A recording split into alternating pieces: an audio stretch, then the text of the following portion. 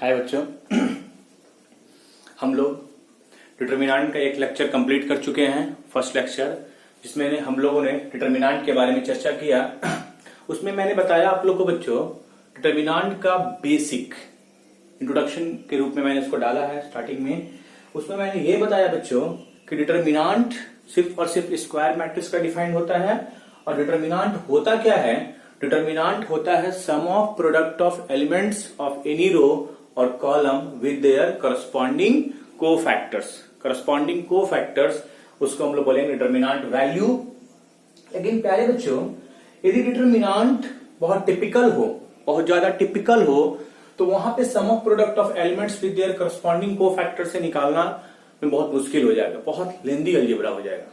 तो प्यारे बच्चों, हम लोग जब डिटर्मिनेंट बहुत लेंदी हो जाए तो हम लोग उसके लिए क्या करते हैं कि प्रॉपर्टीज यूज करते हैं। प्रॉपर्टीज ऑफ डिटर्मिनेंट हम लोग यूज करेंगे और वहां से हम लोग डिटर्मिनेंट कैलकुलेट करेंगे वैल्यू। मतलब आपके कैलकुलेशन को सिंपल करने के लिए बच्चों आया है प्रॉपर्टीज। तो फर्स्ट प्रॉपर्टी लिखेंगे बच्चों। स्टार्ट करते हैं property 1। Property 1, the value of determinant is not changed. The value of determinant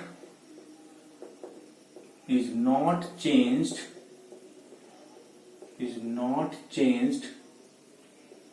when rows are changed into corresponding columns. Not changed when rows are changed into corresponding columns। पहले बच्चों बहुत आराम से सीखेंगे। corresponding columns बच्चों, रो को column में change करना क्या कहलाता है? मैट्रिक्स के भाषा में क्या बोलते हैं इसको? मैट्रिक्स की भाषा में बोलते हैं इसको ट्रांसपोज लेना। यदि बच्चों ट्रांसपोज ले लें तो डिटर्मिनेंट वैल्यू चेंज नहीं करता है। मतलब ए का डेट वैल्यू और ए के ट्रांसपोज का डेट वैल्यू सेम होता है। ये प्रॉपर्टी मैंने वहां बताया था। थोड़ा सा डिटर्मिनेंट मैंने एडजॉइंट और इनवर्स में भी पढ़ाया है बच्चों, जाके देखेंगे। जो बच्चे वीडियो देखे हैं वो समझ में आ रहा है। मतलब value of determinant is not changed when rows are changed into corresponding columns. बच्चों इसका मैं जल्दी से प्रूफ बता देता हूं आपको। मैं डिटर्मिनेंट एज्यूम कर रहा हूं, general determinant A1, B1, C1, A2, B2, C2, A3, B3, C3। Proof आपके पास नॉलेज के लिए। आप डिटर्मिनेंट को एक्सपैंड करने के लिए आपके पास 6 ऑप्शन है बच्चों। आप चाहे तो फर्स्ट रो के वर्ड एक्सपैंड कर सकते हैं, या सेकंड रो के वर्ड एक्सपैंड कर सकते हैं, थर्ड या first column, second column, third column के अबाउट एक्सपैंड कर सकते हैं। मैं फर्स्ट रो के वर्ड एक्सपैंड करना चाहता हूं। Expanding about row 1। डेफिनेशन क्या है? A1 को ढकेंगे B2C3, B2C3 minus B3C2, B2C3 minus B3C2 minus B1 A2C3 minus A3C2 और प्लस C1 लेंगे बच्चों तो A2B3 माइनस A3B2। या सर नो बच्चों? मैं बोल रहा हूं दूसरा डिटर्मिनेंट ले रहा हूं डेल्टा डैश, और मैं इसके रो को कॉलम में चेंज कर रहा हूं। फर्स्ट रो को फर्स्ट कॉलम में A1 B1 C1, A2 B2 C2, A3 B3 C3। रो को कॉलम में चेंज कर दिए। रो को कॉलम में चेंज करने से मुझे यह बताना है कि डेट वैल्यू चेंज नहीं करेगा। आपको डिटर्मिनेंट निकालना है बच्चों, तो आप एक्सपैंड कर सकते हैं। Expanding about column 1, same answer आएगा। कॉलम 1 के वर्ड यदि हम एक्सपैंड करना चाहें बच्चों तो क्या करेंगे? A1 को ढकेंगे, इसका कोफैक्टर B2C3 माइनस B3C2। इसका पोजीशन क्या है? Second row first column negative होगा, minus B1 A2C3 minus A3C2 और प्लस A3 को सॉरी C1 को लेंगे, C1 के आगे प्लस क्यों, इसका पोजीशन क्या है, third row first column even आ रहा है, इसको ढकेंगे A2 B3 B2 A3। तो डेल्टा और डेल्टा डैश का वैल्यू क्या आ गया बच्चों, इक्वल आ गया ना। जब डेल्टा और डेल्टा डैश इक्वल आ गया बच्चों, तो हम ये कह सकते हैं कि रो को कॉलम, देखिए बच्चों इसमें मैंने रो 1 के अबाउट एक्सपैंड किया, इसमें मैंने कॉलम 1 के अबाउट एक्सपैंड किया, मेरे पास 6 ऑप्शन है और हम ये जान चुके हैं फर्स्ट लेक्चर में कि डिटर्मिनेंट में किसी भी रो या किसी भी कॉलम के अबाउट एक्सपैंड करूं वैल्यू चेंज नहीं करेगा, बस इसका कोफैक्टर लेना होता है।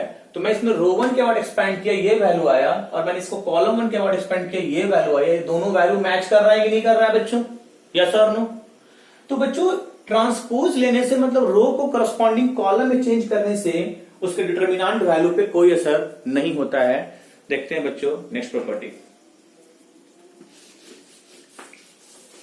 देखते हैं बच्चों, प्रॉपर्टी नंबर 2। प्यारे बच्चों प्रॉपर्टी नंबर 2 क्या कहता है,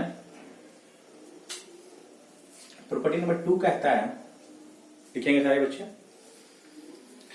if any two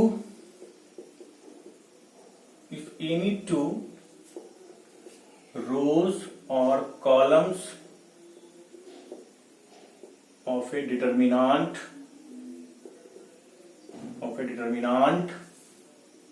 are interchanged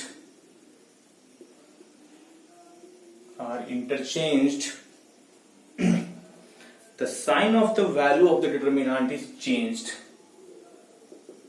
The sign of the value of the determinant is changed. Yes or no बच्चों? प्रॉपर्टी नंबर 2 क्या कहना चाहता है, थोड़ा समझेंगे। If any two rows or columns of a determinant are interchanged, the sign of the value, यदि हम नहीं नोट कर पा रहे हैं तो पॉज कीजिए वीडियो को और वहां से आप नोट कीजिए बच्चों, नोट कीजिए। प्यारे बच्चों ध्यान देंगे सारे बच्चे, कोई भी दो रो, इसका प्रूफ समझेंगे, कोई भी दो रो या कॉलम को यदि हम इंटरचेंज करते हैं तो डेल्टा हम मानते हैं determinant A1 B1 C1 A2 B2 C2 A3 B3 C3। अभी मैंने आपको एक्सपैंड करना सिखाया इसको फर्स्ट रो के about A1 into B2 C3 minus B3 C2, minus B1 को factor A2 C3 A3 C2 और प्लस C1 हो जाएगा बच्चों A2 B3 minus A3 B2। मैं डेल्टा डैश डिटर्मिनेंट ले रहा हूं बच्चों, जिसमें मैं कर क्या रहा हूं कि R1 और R2 को एक्सचेंज कर रहा हूं। कोई भी दो row, if any two rows और columns of a determinant are interchanged, the sign of the value of the determinant is changed. कोई भी दो रो या कोई भी दो कॉलम को इंटरचेंज करते हैं, एक्सचेंज का साइन है R1 एक्सचेंज R2, ये दोनों को एक्सचेंज कीजिए। A1 B1 C1 सॉरी यहां पे हो जाएगा A2 B2 C2, ये हो जाएगा बच्चों A1 B1 C1 और ये हो जाएगा बच्चों A3 B3 C3। यस और नो? R1 एक्सचेंज R2 मैंने लगा दिया। तो इस डिटर्मिनेंट में और इस डिटर्मिनेंट में क्या अंतर होगा, सिर्फ एक माइनस साइन का अंतर होगा। मतलब इसका वैल्यू यदि 10 आएगा बच्चों तो इसका वैल्यू -10 आएगा, इसका वैल्यू -6 आएगा बच्चों, इसका वैल्यू 6 आएगा। सिर्फ किसका अंतर होगा बच्चों, सिर्फ एक माइनस साइन का अंतर होता है, डिटर्मिनेंट का वैल्यू चेंज होता है। तो अब एक्सपैंड करने के लिए मैं यहां पे किसके अबाउट एक्सपैंड किया, रो 1। यदि मैं इसको एक्सपैंड करूं रो 2 के अबाउट तो कोई दिक्कत, एक्सपैंडिंग अबाउट रो 2 क्या होगा बच्चों, प्लस माइनस प्लस माइनस, यहां पे माइनस होगा, minus A1 B2 C3 minus B3 B2 C3 B3 C2, चलिए प्लस B1 को ढकिए A2 C3 minus A3 C2 और माइनस C1 को ढकिए बच्चों A2 B3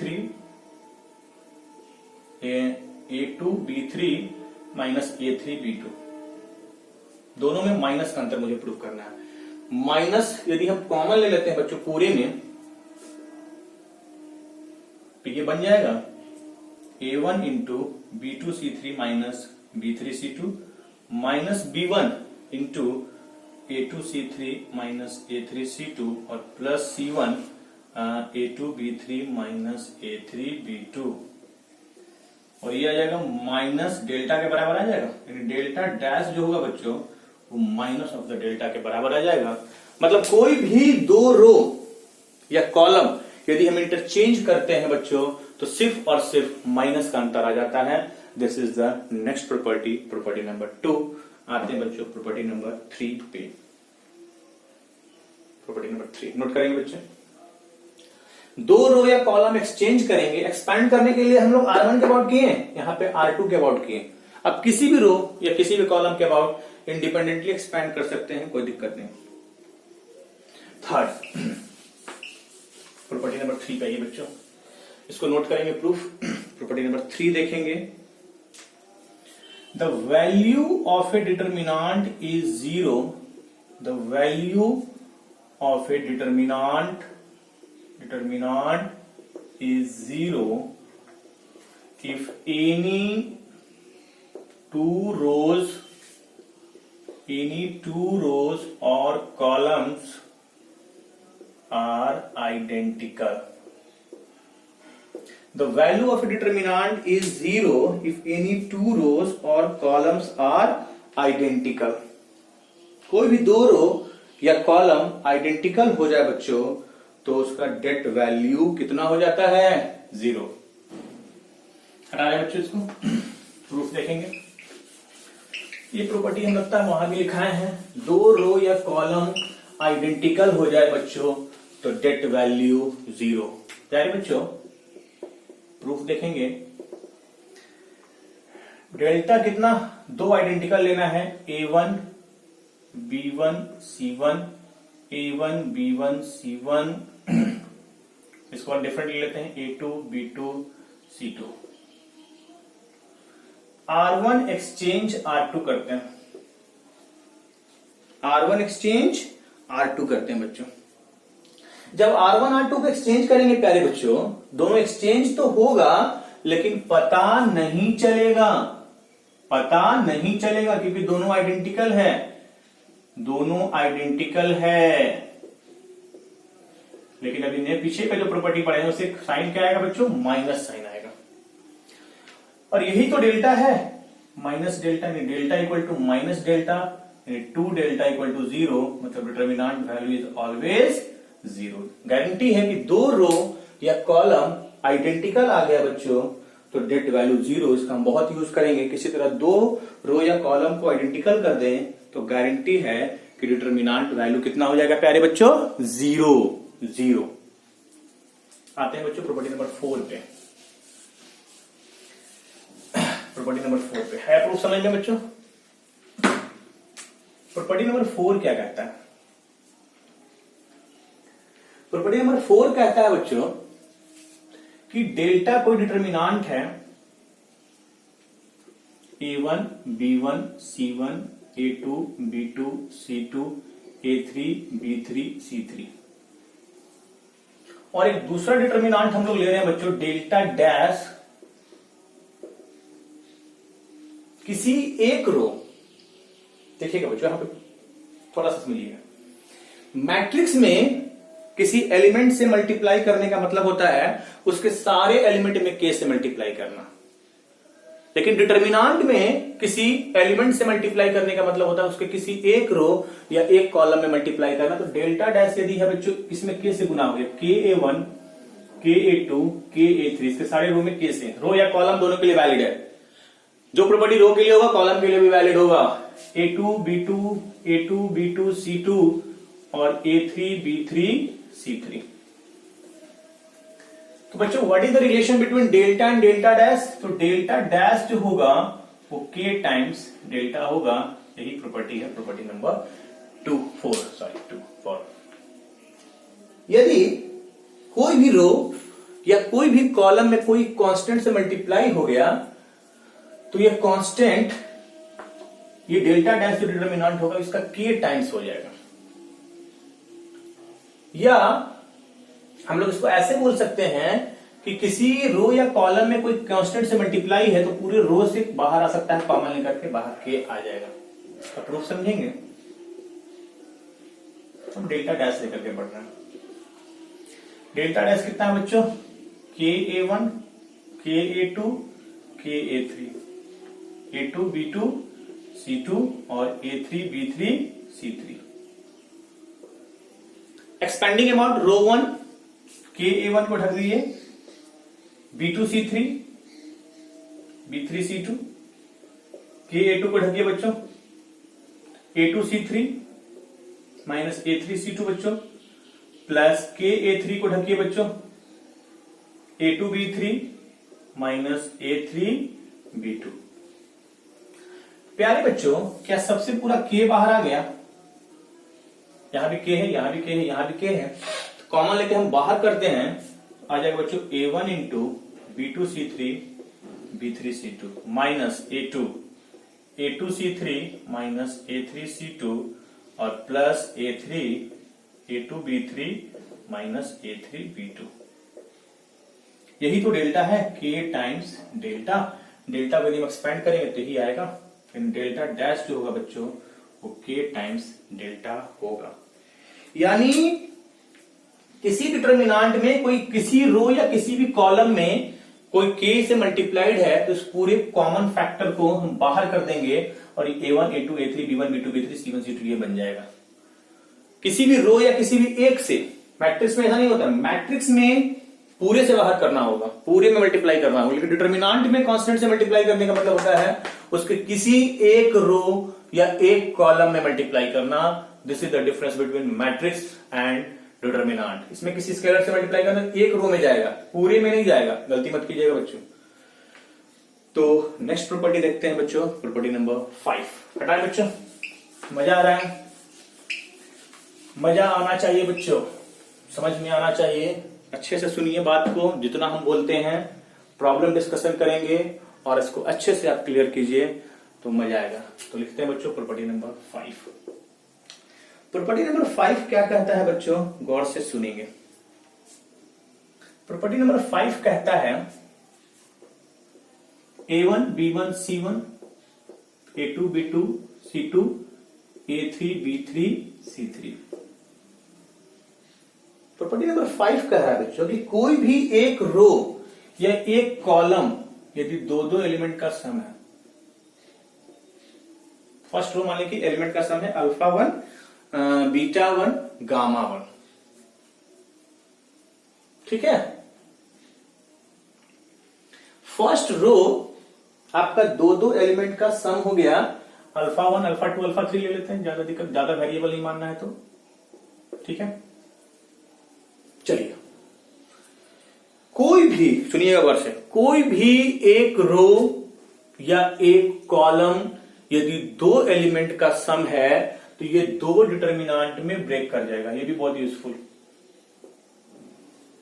दो डिटर्मिनेंट में ब्रेक कर जाएगा। और पहला में क्या होगा, A1 B1 C1 A2 B2 C2 A3 B3 C3 और यहां हो जाएगा बच्चों alpha 1 alpha 2 alpha 3 A2 B2 C2 और A3 B3 C3। कहने का मतलब यह है बच्चों कि कोई भी एक रो या एक कॉलम, जो प्रॉपर्टी रो के लिए वो कॉलम के लिए भी वैलिड है। इसमें कंफ्यूज मत होइएगा कि हम रो लिख रहे हैं तो सर कॉलम में लगेगा कि नहीं, कॉलम में भी लगेगा। तो कोई भी एक रो या एक कॉलम यदि दो एलिमेंट का सम है तो ये दो डिटर्मिनेंट में टूट जाएगा। और इसमें क्या होगा, ये दोनों रो कॉमन है, सेम है, और यहां पे A1 B1 C1 और यहां पे अल्फा 1 अल्फा 2 अल्फा 3। देखते हैं बच्चों इसका प्रूफ, एलएचएस लेके बढ़ जाइए। A1 alpha 1 plus B1 alpha 2 और C1 alpha 3 A2 B2 C2 A3 B3 C3 det. Expanding about row 1 use कीजिए। A1 plus alpha 1 ढकेंगे, B2C3 minus B3C2। देखिए प्रॉपर्टी यूज करने से क्या होता है ना, सिंपल हो जाएगा, और जितना सिंपल होगा उसके बाद आप उसको एक्सपेंड करके जल्दी प्रूफ कर सकते हैं, फायदा हो जाएगा प्रॉपर्टी यूज करने से। तो अब सर डायरेक्ट हम लोग ब्रेक करेंगे, तो कीजिए, लेंदी होगा। A2C3 माइनस A3C2 बच्चों, और प्लस C1 प्लस अल्फा 3 को ढकेंगे तो यह आ जाएगा A2B3 माइनस A3B2। ये स्टेप समझ में आया बच्चों? इधर आइए, A1 into this, A1 into B2C3 minus B3C2 minus B1 into this A2C3 minus A3C2 और plus C1 into A2B3 minus A3B2। बस प्रूफ आपका नॉलेज ग्रोथ करने के लिए। आप मैथ के स्टूडेंट है बच्चों, आप किसी भी चीज को ऐसे अडॉप्ट नहीं कर लेंगे कि हाँ ये चीज होता है। तो मैं मैक्सिमम कोशिश करता हूं बच्चों कि आपको विथ प्रूफ बताऊं, विथ एक्सप्लेनेशन बताऊं, कि आपको चीजें समझ में आए कि आखिर ये सब चीजें आ कैसे रहा है। अल्फा 1 ढकेंगे बच्चों, अल्फा 1 से मल्टीप्लाई करेंगे तो B2C3 minus B3C2 minus alpha 2 बच्चों, A2C3 A3C2 और प्लस अल्फा 3 लेंगे बच्चों, A2B3 माइनस A3B2। प्यारे बच्चों, यही तो ये डिटर्मिनांट है, और यही तो ये डिटर्मिनांट है। लास्ट स्टेप लिखेंगे, A1B1C1 A2B2C2 A3B3C3, और यहां हो जाएगा अल्फा 1 अल्फा 2 अल्फा 3 A2B2C2, देखिए ना, B2C3 minus B3C2 A3B3C3। A1 को ढकिए, B2C3 B3C2, B1 को ढकिए, ये आ जाएगा, C1 को ढकिए, ये आ जाएगा, अल्फा 1 को ढकिए, ये आ जाएगा, माइनस अल्फा 2 ये, और प्लस अल्फा 3, मतलब ये दो डिटर्मिनेंट में टूट जाएगा। कोई भी एक रो या एक कॉलम यदि दो एलिमेंट का सम है तो वो दो डिटर्मिनेंट में टूट जाएगा, और सेकंड और थर्ड रो कॉपी कर देंगे, और फर्स्ट रो में फर्स्ट में A1 B1 C1 आएगा तो उसमें फर्स्ट में आ जाएगा अल्फा 1 अल्फा 2 अल्फा 3 आ जाएगा बच्चों। एक लिखेंगे, नोट पॉइंट लिखेंगे बच्चों, हटा रहे हैं। कभी कभी क्या होगा बच्चों, दो एलिमेंट का सम होगा तो कैसे हैंडल करेंगे बच्चों, नोट लिखेंगे। प्रूफ समझ में आ रहा है? नोट कीजिएगा, वीडियो पॉज करके, दिक्कत होगा तो।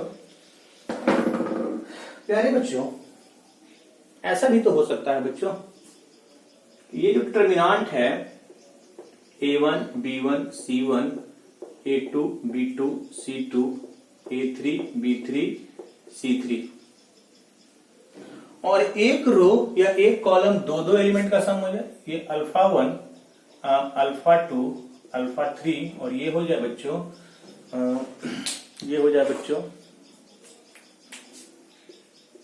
यहां हो जाए beta 1 beta 2 beta 3, beta 1 beta 2 beta 3, दो का सम हो गया। प्यारे बच्चों, करेंगे क्या, ऐसा नहीं करेंगे कि दो में टूटेगा, नहीं। यहां पे देखिए, मिसकंसेप्शन, गलती नहीं कीजिए। पहले ये टूटेगा दो डिटर्मिनेंट में, पहले हम लोग फर्स्ट रो पे ध्यान देते हैं, पहले हम लोग फर्स्ट रो पे ध्यान देते हैं, है ना। तो फर्स्ट रो क्या होगा बच्चों, आराम से सुनेंगे। पहले ये टूटेगा दो भाग में, ये हो जाएगा A1 B1 C1, और यहां आ जाएगा अल्फा 1 अल्फा 2 अल्फा 3, और इसको कॉपी कर देंगे, A2 plus beta 1 B2 plus beta 2 C2 plus beta 3 beta 3। Next A3 B3 C3, यहां ये A2 plus beta 1 B2 plus beta 2 C2 plus beta 3, और यहां A3 B3 C3। प्यारे बच्चों ध्यान दीजिएगा, सिर्फ फर्स्ट रो वाला ब्रेक किया दो भाग में, फर्स्ट वाला ब्रेक किया दो भाग में, टूट गया, टूटा ना। फिर ये टूटेगा दो भाग में, इससे दो डिटर्मिनांट जनरेट होंगे और फिर इससे बच्चों इससे भी दो डिटर्मिनांट जनरेट होंगे, मतलब टोटल चार डिटर्मिनांट में ब्रेक होगा।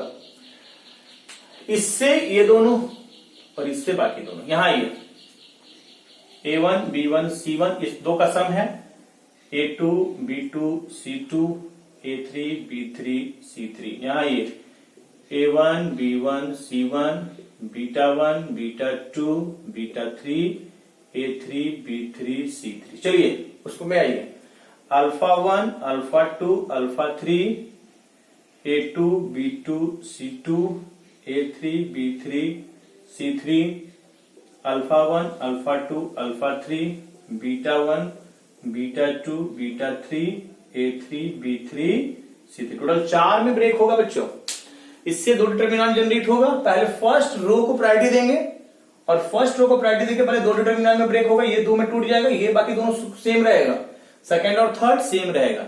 और ये भी दो एलिमेंट का सम है, तो ये फिर दो बिट में टूटेगा और ये फिर दो में टूटेगा, तो टोटल चार डिटर्मिनेंट जनरेट करेंगे बच्चों, न कि दो डिटर्मिनेंट जनरेट करेगा। यहां पे ये कंफ्यूजन होता है। कितना हुआ? 5। नंबरिंग देखिएगा तो लिखेंगे बच्चों प्रॉपर्टी नंबर 6। इसको नोट पॉइंट पे नोट कर लेंगे बच्चे, नोट करेंगे बच्चे। प्रॉपर्टी नंबर 6 पे आते हैं बच्चों डायरेक्ट। एक डिटर्मिनांट है बच्चों, एक डिटर्मिनांट है A1 B1 C1 A2 B2 C2 A3 B3 C3। प्यारे बच्चों ध्यान देंगे, प्रॉपर्टी पे ध्यान देंगे बच्चे। हटाएं इसको।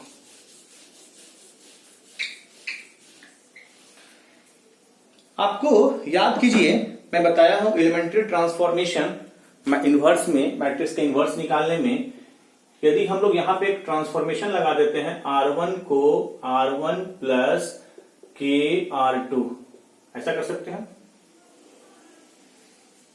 R1 को लिख सकते हैं R1 प्लस के R2,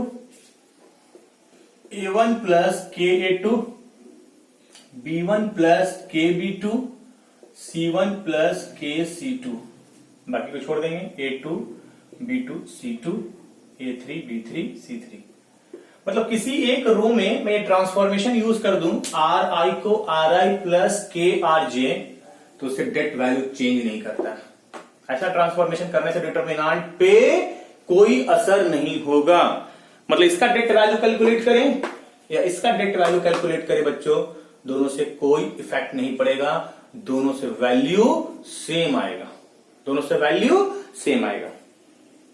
प्यारे बच्चों हो रहा है ये कि जिस रो में ट्रांसफॉर्मेशन करना है, गलती के यहां ये होता है कि R1 में ट्रांसफॉर्मेशन करना है तो उसका कोफिशिएंट हमेशा 1 रखना है। इसमें 2R2 plus 2R1 plus 3R2 नहीं कर सकते, उसका कोफिशिएंट 1 रखना है। और यदि उस रो में, सुनिए गौर से, यदि उस रो में मल्टीप्लाई करना पड़े तो डिवाइड भी करना पड़ेगा। वो क्वेश्चन से क्लियर करेंगे। अभी बस ये समझिए कि आप जिस रो में ट्रांसफॉर्मेशन कर रहे हैं हमेशा उसका कोफिशिएंट 1 रखिएगा।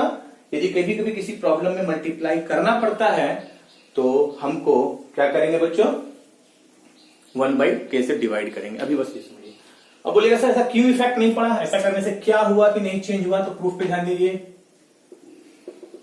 इसको लेकर के बढ़िए, A1 प्लस के A2, B1 प्लस के B2, C1 प्लस के C2। चलिए A2 B2 C2 A3 B3 C3।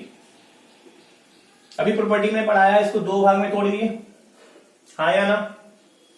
ये दो डिटर्मिनेंट में ब्रेक कर जाएगा, A1 B1 C1 A2 B2 C2 A3 B3 C3। और यहां हो जाएगा के A2 के B2 के C2 A2 B2 C2 A3 B3 C3। ये इसमें कोई दिक्कत नहीं बच्चों। कोई भी रो या कोई भी कॉलम दो एलिमेंट का सम है तो दो डिटर्मिनेंट में टूट जाएगा। इधर आइए,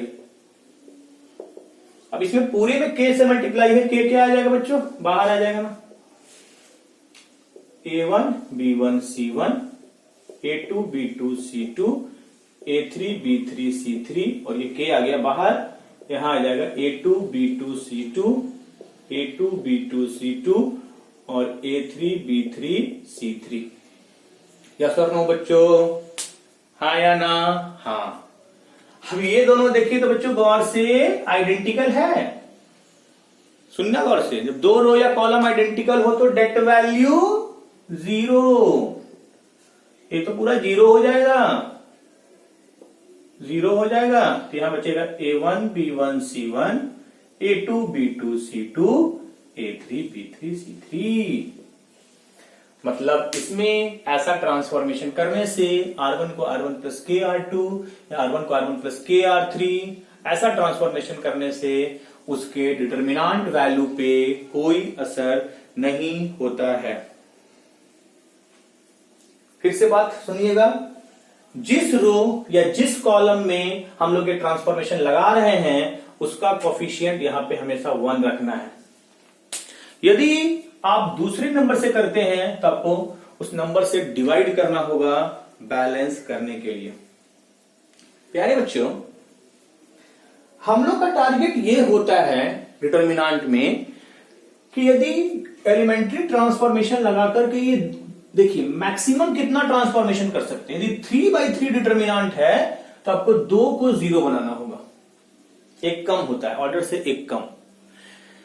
3/3 डिटर्मिनेंट है तो आपको दो एलिमेंट को यदि हम 0 बना दें तो उसका डिटर्मिनेंट वैल्यू निकालना कितना आसान हो जाएगा बच्चों। एलिमेंट इंटू को फैक्टर, ये दोनों एलिमेंट ही 0 बन जाए तो एलिमेंट इंटू को फैक्टर, एलिमेंट इंटू को फैक्टर, एलिमेंट इंटू को फैक्टर, तो ये दोनों को फैक्टर निकालने का जरूरत नहीं पड़ेगा और सिर्फ एक ही एलिमेंट के अबाउट एक्सपेंड करना होगा और बाकी दोनों एलिमेंट के अबाउट एक्सपेंशन नहीं करना होगा। एक गलती और होता है बच्चों यहां कि मैक्सिमम हम लोग एक बार में एक ही ट्रांसफॉर्मेशन कीजिए, एक से ज्यादा नहीं कीजिए। और यदि आप एक से ज्यादा करते हैं तो ध्यान दीजिए कि आप जिसका यूज कर रहे हैं वो 2 बार डिस्टर्ब नहीं हो रहा। सुनिएगा वर्ष, यदि मैं एक बार में हम कह रहे हैं कि एक ही ट्रांसफॉर्मेशन करना है, कभी कभी क्या होता है कि 2 ट्रांसफॉर्मेशन बच्चे करते हैं या हम करेंगे, लेकिन जब 2 करेंगे तो हम उस रो को यूज करेंगे जो डिस्टर्ब नहीं हो रहा है। जैसे मैं R2 और R3 में 2 बार ट्रांसफॉर्मेशन करता हूं तो मैं R1 का यूज करूंगा क्योंकि R1 उसमें डिस्टर्ब नहीं हो रहा है, वो ज्यादा प्रैक्टिस से होगा। ऐसे सोचिए कि एक बार में आप एक ही ट्रांसफॉर्मेशन कीजिए, एक से ज्यादा ट्रांसफॉर्मेशन मत कीजिए, एक बार में एक ही ट्रांसफॉर्मेशन कीजिए। तो पहला प्रॉपर्टी क्या देखें बच्चों कि रो को कॉलम में चेंज करने से डिटर्मिनेंट वैल्यू चेंज नहीं करता है। दूसरा प्रॉपर्टी क्या देखें बच्चों कि कोई भी 2 रो या कॉलम इंटरचेंज होगा तो एक माइनस साइन आ जाएगा। तीसरा प्रॉपर्टी क्या देखें बच्चों, तीसरा प्रॉपर्टी देखें कि कोई भी 2 रो या कॉलम आइडेंटिकल होगा तो डेट वैल्यू 0 हो जाएगा। और चौथा प्रॉपर्टी देखें कि यदि आपका कोई भी रो या कॉलम 2 एलिमेंट का सम है तो वो 2 भाग में टूट जाएगा, 2 डिटर्मिनेंट में टूट जाएगा। और उसके बाद देखें कि Ri को Ri प्लस के RJ करने से कोई इफेक्ट नहीं पड़ेगा, Ri को Ri प्लस के RJ करने से कोई इफेक्ट नहीं पड़ेगा। और कोई भी रो से कोई कांस्टेंट होगा, कांस्टेंट, इस कांस्टेंट को बाहर कर सकते हैं। इस तरह से मैंने टोटल 6 प्रॉपर्टी डिस्कस किया, नोट करेंगे। एक प्रॉपर्टी और देखते हैं।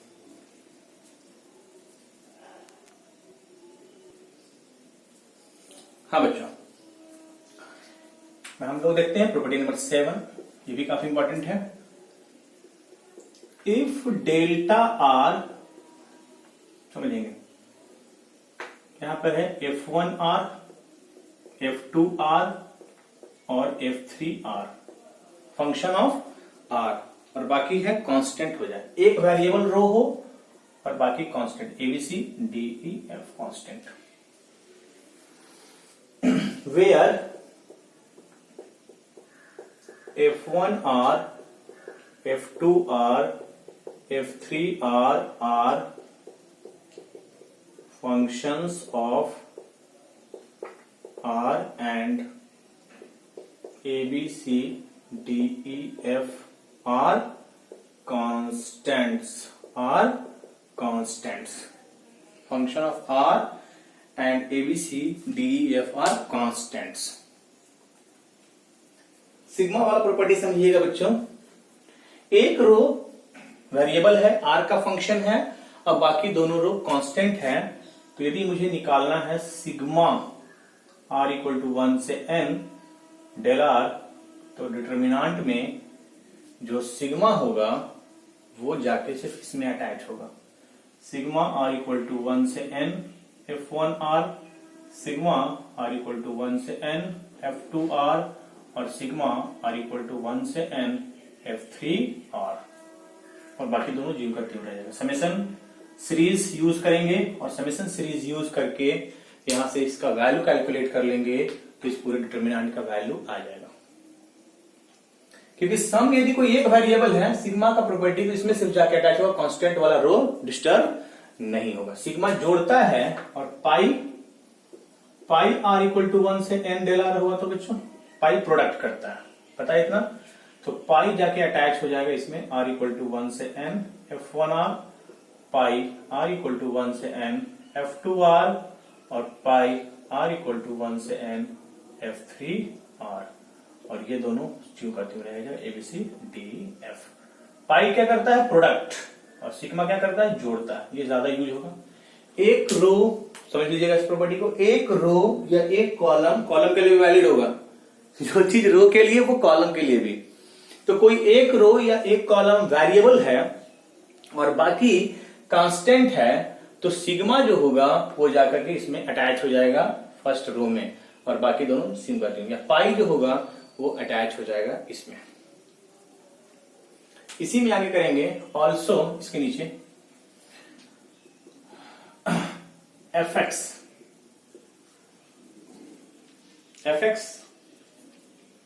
या डेल एक्स कर देते हैं। डेल एक्स ये हो जाएगा f1x, f2x, f3x। तो f1x, f2x, f3x are function of x and ABCD EF are constants, तो क्या होगा बच्चों? यदि मुझे इंटीग्रेशन निकालना है, सिग्मा वेरिएबल में अटैच हुआ, और इंटीग्रेशन यदि करना है बच्चों, इंटीग्रेशन P टू Q, अब दोबारा नोट करेंगे इसको, del x equal to P to Q del x d x, definite integration. तो डिफिनिट इंटीग्रेशन सिर्फ और सिर्फ कहां अटैच होगा? इसमें P to Q f1x dx, P to Q f2x dx, और P to Q f3x dx, और ये दोनों को छोड़ देंगे ABC DE F। Integration sign सिर्फ जाके इसमें अटैच हो जाएगा। This is the property number 7। प्यारे बच्चों नोट करेंगे, ये 7 प्रॉपर्टी आपका हुआ। अब हम लोग आते हैं सम इंपॉर्टेंट डिटर्मिनांट, पे। जल्दी कीजिए, हटाएं बच्चों। Del x equal to this, मतलब सिर्फ एक रो या एक कॉलम वेरिएबल होना चाहिए, बाकी कांस्टेंट। यदि मुझे definite integration P to Q निकालना है तो ये तीनों में जाके अटैच हो जाएगा फर्स्ट में, बाकी को फिर इसको सिंप्लीफाई कर लेंगे और इस डिटर्मिनेंट का वैल्यू कैलकुलेट कर लेंगे। तो प्रॉपर्टी ओवर हो गया बच्चों। और हम लोग डायरेक्ट यूज करते हैं, आते हैं सम इंपॉर्टेंट डिटर्मिनेंट्स पे, जिसका वैल्यू आपको याद रखना है। तो हेडिंग देंगे बच्चे some important determinants, some important, इसके बाद आएंगे सवाल पे डिटर्मिनेंट्स। कुछ डिटर्मिनेंट इतना इंपॉर्टेंट है कि आपको इसका वैल्यू याद रखना है बच्चों, डायरेक्ट यूज होता है, समझेंगे। 1 1 1 x y z, x square y square z square, ये हो जाएगा x minus y, y minus z, z minus x। इसका वैल्यू याद रखना है, साइक्लिक ऑर्डर में होता है, x minus y, y minus z और z माइनस x। प्यारे बच्चों ध्यान देंगे, सारे बच्चे ध्यान देंगे। 1 1 1 x y z x square y square z square का डेट वैल्यू इतना होता है x minus y y minus z z minus x. और ये काफी इंपॉर्टेंट डिटर्मिनांट है और इस डिटर्मिनांट का वैल्यू आपको याद रखना है, इसका प्रूफ भी समझना है, इंपॉर्टेंट है, ये पूछता है बाबू बोर्ड में, तो प्रूफ भी समझिए और इस रिजल्ट को आप दूसरी प्रॉब्लम में फ्रीक्वेंटली यूज कर सकते हैं। 1 1 1 x y z x square y square z square को लेकर के बढ़िए।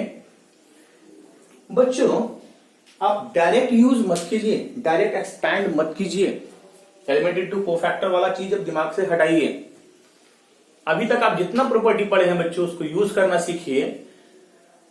यदि दो एलिमेंट जीरो बन जाए बच्चों, दो एलिमेंट जीरो बन जाए तो कितना आसान हो जाएगा बच्चों इसको एलिमेंट इनटू कोफैक्टर करना, एक्सपेंशन आसान हो जाएगा कि नहीं हो जाएगा प्यारे बच्चों। तो मैं यहां पे एक लगाता हूं ट्रांसफॉर्मेशन, मैं बोलता हूं कि C2 को लिखते हैं C2 minus C1, C2 minus C1, तो ये घटेगा तो यहां जीरो बन जाएगा, 1 1 है तो। और C3 को लिखता हूं C3 माइनस C1। आप बोलिएगा सर आप तो बोले कि दो यूज नहीं कर सकते हैं, लेकिन यहां मैं दो यूज कर लिया क्योंकि मैंने C1 को नहीं चेंज किया, C1 को मैंने ट्रांसफॉर्मेशन में चेंज नहीं किया, C2 में भी C1 यूज किया और C3 में भी C1 यूज किया, और जिसमें ट्रांसफॉर्मेशन करना है उसका कोफिशिएंट 1 रखना है। और ऐसा करने से डेट वैल्यू पे असर नहीं होता है, हाँ या ना। 1x x square 0 y minus x y square minus x square, गौर से सुनिएगा, 0 z माइनस एक्स और z square minus x square. बच्चों थ्योरी क्लास अच्छे से समझेंगे, आपका न्यूमेरिकल्स बनेगा, सवाल डिस्कशन करेंगे, मजा आने वाला है। अब क्या करते हैं बच्चों, और छोटा करते हैं। और छोटा कैसे करेंगे बच्चों, सेकेंड कॉलम से y माइनस एक्स कॉमन लेकर के बाहर कर देते हैं, कोई भी रो या कोई भी कॉलम से कोई कॉमन चीज हो बाहर कर लेंगे। थर्ड कॉलम से z माइनस एक्स बाहर कर लेंगे, a square minus b square, 1x x square, यहां 0 और यहां बाहर कर लिए y माइनस एक्स, तो यहां बचेगा y प्लस एक्स, और यहां 0 यहां 1 और यहां बचेगा z प्लस एक्स। इसमें कोई डाउट है तो बोलिए। सेकेंड कॉलम से y माइनस एक्स फैक्टर बाहर कर लिए और थर्ड कॉलम से z माइनस एक्स फैक्टर बाहर कर लिए। अब इसको एक्सपैंड कर देते हैं, y minus x z minus x, और फर्स्ट रो के बाद एक्सपैंड करेंगे तो कितना, z plus x minus y plus x, x x cancel out, z minus y, y minus x, z minus x, z minus y, इसको cyclic order में लिखते हैं, माइनस कॉमन लेंगे तो x minus y, y minus z, minus minus plus, और z minus x, x minus y, y minus z, z minus x. चीजें कितना आसान है बच्चों, प्रूफ भी आपको याद रखना है और इस डिटर्मिनेंट को डायरेक्ट याद रखना है, डायरेक्ट यूज होता है। 1 1 1 x y z x square y square z square, इसका वैल्यू आपको डायरेक्ट याद रखना है, x minus y y minus z z minus x, x minus y y minus z z minus x. बच्चों प्यारे बच्चों हम लोग सेकंड इंपॉर्टेंट डिटर्मिनेंट पढ़ने जा रहे हैं, सेकंड इंपॉर्टेंट डिटर्मिनेंट को समझेंगे। 1 1 1 एक्स वाई जेड और x cube y cube z cube, 1 1 1 x y z x cube y cube z cube, कितना होगा बच्चों, x minus y minus z z minus x. कितना था पार्ट पहले भी, इसमें एक्स्ट्रा आ जाएगा बच्चों, x plus y plus z, note करेंगे। 1 1 1 x y z x cube y cube z cube का डेट वैल्यू आएगा x minus y minus z z minus x, x plus y plus z, x plus y plus z. और इसको direct use करेंगे बच्चों इस result को, और इसका प्रूफ भी रिपीटेड सवाल होता है ये बोर्ड में पूछता है, सीबीएसई में, बिहार बोर्ड जो भी हो पूछेगा। ये इंपॉर्टेंट डिटर्मिनेंट है और इसको हम लोग दूसरी प्रॉब्लम में डायरेक्ट यूज करेंगे प्यारे बच्चों। प्रूफ भी देखिए, क्या ट्रांसफॉर्मेशन लगा दें,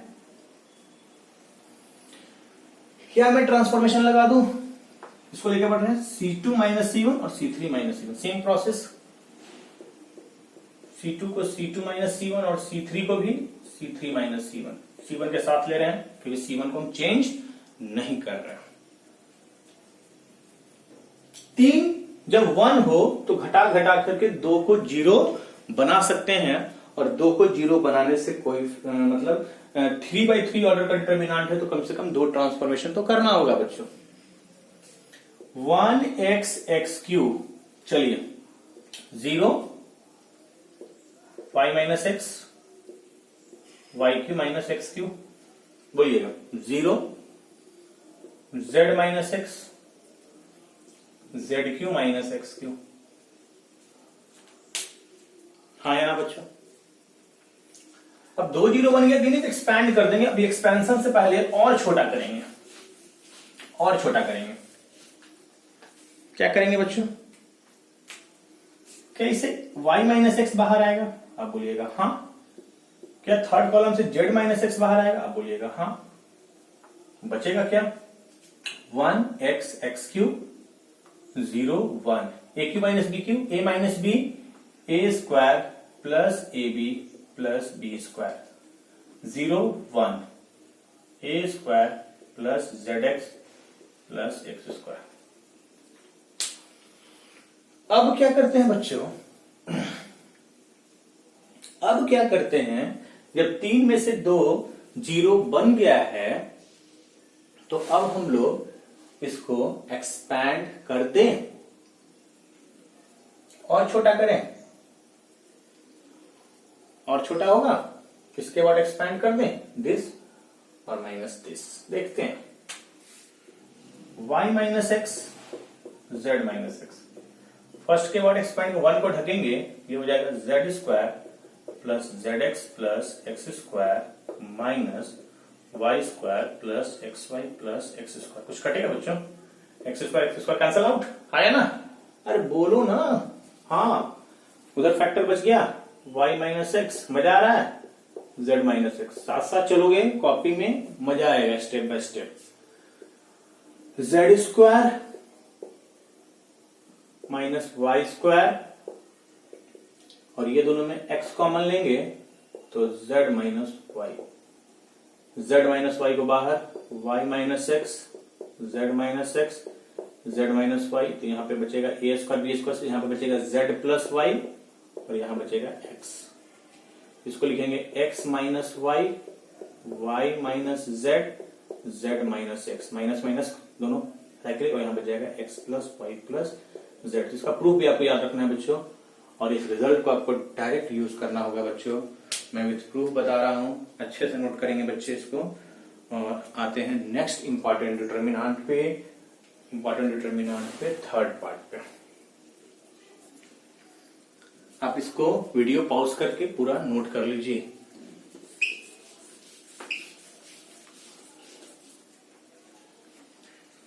third 1 x square y square z square, और यहां आ जाएगा x cube y cube z cube, 1 पहला क्या था, 1 x y z x square y square z square. दूसरा था 1 x y z x cube y cube z cube. ये क्या है, 1 x square y square z square x cube y cube z cube. तो ये वही फैक्टर यहां भी आएगा, x minus y minus z, z minus x, और एक एक्स्ट्रा फैक्टर आ जाएगा बच्चों x y plus y z plus z x. This result is very very important. 1 x square y square z square x cube y cube z cube का value आएगा x minus y, y minus z, z minus x, और एक factor आएगा x y plus y z plus z x. Proof भी देखिए, क्योंकि आपको proof भी पूछा जाएगा।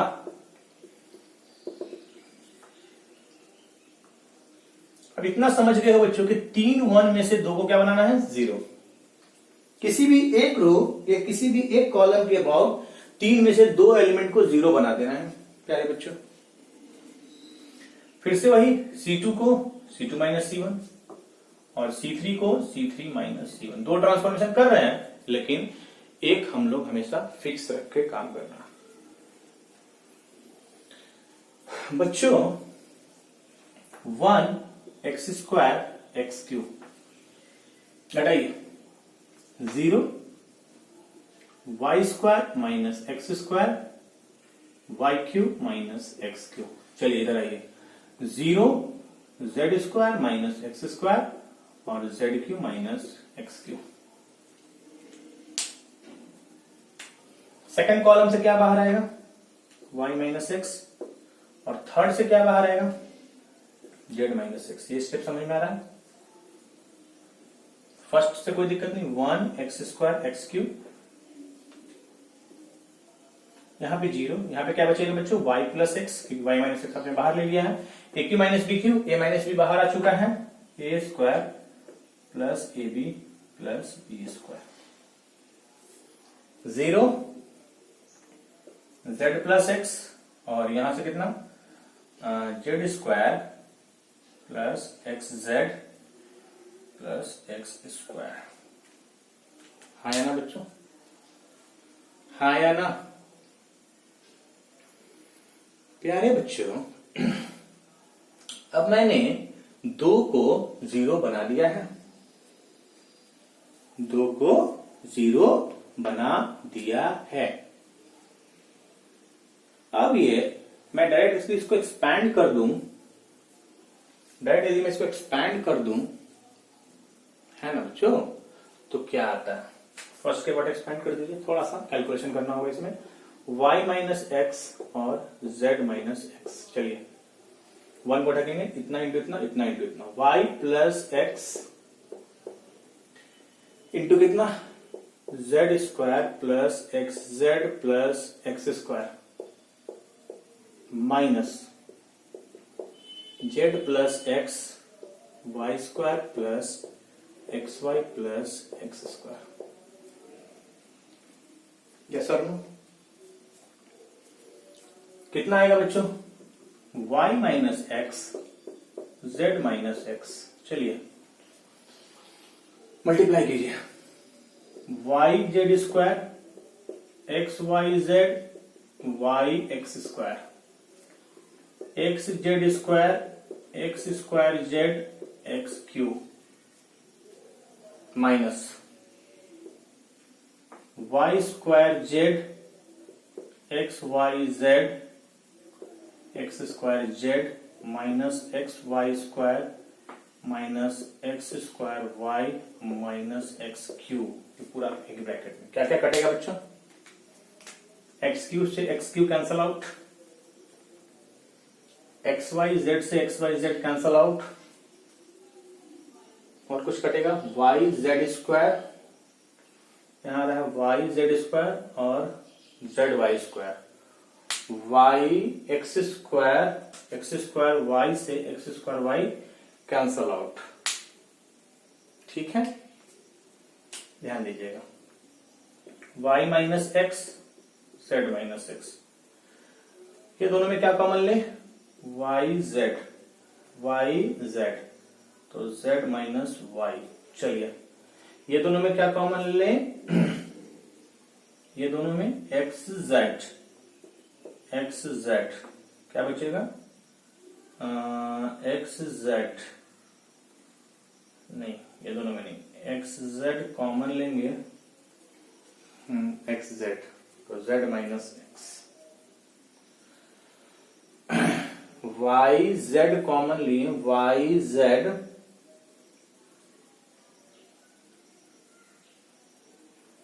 जेड माइनस वाई बचना चाहिए ना,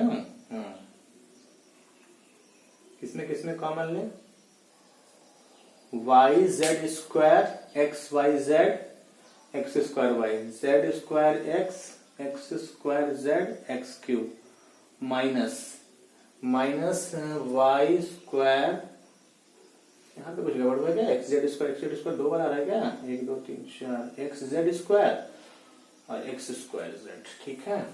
और कॉमन किसमें ले, एक्स स्क्वायर, ओहो एक और कट रहा है बच्चों, एक्स स्क्वायर जेड भी कट रहा है, सही है। तो बचा कौन, एक्स जेड, इसमें कॉमन लेंगे एक्स, ओनली एक्स, क्या बचेगा, z square minus y square, चलिए ठीक है ना। अब क्या होगा बच्चों, चलिए लास्ट स्टेप देखते हैं, इंपॉर्टेंट है, प्रूफ आता है बच्चों, ऐसा मत समझिए कि प्रूफ हम फालतू में कर रहे हैं। y minus x Z minus x और यहां बचेगा z माइनस वाई, दोनों से बाहर लीजिए, z माइनस वाई, यहां बचेगा वाई जेड, यहां बचेगा x z plus x y, cyclic order में लिखिए, माइनस कॉमन लीजिए, x minus y minus z और जेड माइनस एक्स, और यहां बचेगा x y plus y z plus z x, this is the important determinant, 1 1 1 x square y square z square x cube y cube z cube. Last लिखते हैं बच्चों, important determinant में proof note करेंगे बच्चे, proof note करेंगे, है ना।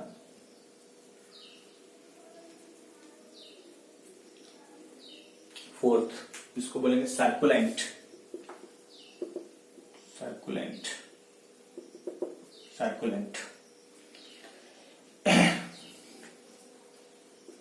If ABC be positive and not all zero, if ABC be positive and not all equal, zero नहीं, not all equal, then the value of determinant,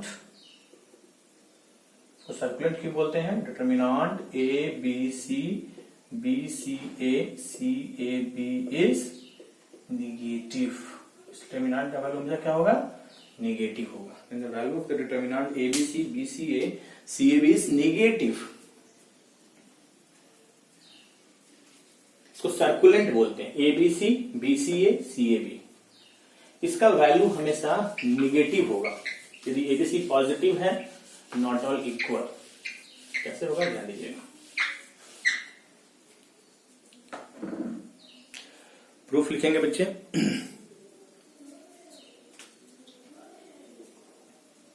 proof, प्यारे बच्चों, delta कितना है, डेल्टा डिटर्मिनेंट है ABC BCA और CAB, इस determinant को मुझे एक्सपैंड करना है, समझिएगा, लीविंग यूज करेंगे, इंपॉर्टेंट डिटर्मिनेंट, ए को ढक दीजिए, इसमें कोई रूल नहीं लग रहा है, डायरेक्ट ढक देते हैं ए को, तो ये जाएगा BC माइनस ए स्क्वायर, माइनस बी को ढकेंगे तो बी स्क्वायर माइनस AC और प्लस सी को ढकेंगे बच्चों तो AB माइनस सी स्क्वायर, यहां से आ जाएगा बच्चों ABC minus a cube minus b cube plus ABC minus c cube, ये हो जाएगा 3ABC minus a cube minus b cube minus c cube, minus common ले लेंगे तो ये जाएगा a cube plus b cube plus c cube minus 3ABC। प्यारे बच्चों, इसको हम लोग लिख सकते हैं minus a cube plus b cube plus c cube minus 3ABC, कितना होता है बच्चों, a plus b plus c into a square plus b square plus c square minus AB minus BC minus c, और इसको लिख सकते हैं बच्चों a plus b plus c और ये हाफ ए माइनस बी का whole square, b minus c का whole square, c minus a का होल स्क्वायर। लिख सकते हैं नहीं? A square plus b square minus 2ab, b square plus c square minus 2bc और सी स्क्वायर प्लस माइनस 2ca और 2 common ले लेंगे, कितना आ जाएगा? A square plus b square plus c square minus ab minus bc minus ca। हाँ या ना? सिंपल अलजेब्रा यूज कर रहे हैं। एबीसी हम क्या मान के चले बच्चों? पॉजिटिव। ये पॉजिटिव है, ये भी हमेशा क्या होगा? पॉजिटिव। देखो पॉजिटिव और पूरा प्रोडक्ट पॉजिटिव और पॉजिटिव की वैल्यू माइनस लगा हुआ है, ये पूरा क्या आ जाएगा बच्चों? नेगेटिव। इसका वैल्यू हमेशा नेगेटिव होगा, सर्कुलेंट का वैल्यू हमेशा नेगेटिव होगा और इसका वैल्यू भी याद रखना है माइनस हाफ। ये भी यूज कर सकते हो minus a cube plus b cube plus c cube minus 3ab या minus half a plus b plus c into a minus b का whole square, b minus c का whole square, c minus a का whole square. और यहाँ पे not all equal क्यों है बच्चों? इक्वल हो जाएगा तो क्या होगा? इक्वल हो जाएगा तो ये 0 0 0 हो जाएगा, पूरा 0 हो जाएगा, तो निगेटिव हमको प्रूफ करना था। Not all equal, ABC positive लेना है, नॉट ऑल इक्वल तो ये वैलिड होगा कि एबीसी बीसीए सीएबी का डेट वैल्यू हमेशा निगेटिव होगा। तो इस लेक्चर में हम लोगों ने क्या कवर किया? हम लोगों ने प्रॉपर्टीज कवर किया और कुछ इंपॉर्टेंट डिटर्मिनेंट को कवर किया। जो इंपॉर्टेंट है उसका मैंने प्रूफ भी बताया और इस रिजल्ट को आपको याद रखना है डायरेक्ट। अब इस पे प्रॉब्लम का लेवल है बच्चों, तो हम लोग वैरायटी ऑफ सवाल देखेंगे कि कैसे हमको प्रॉपर्टी यूज करके डिटर्मिनेंट को सॉल्व करना है। तो नेक्स्ट लेक्चर में हम लोग इस पे प्रॉब्लम डिस्कस करेंगे बच्चों।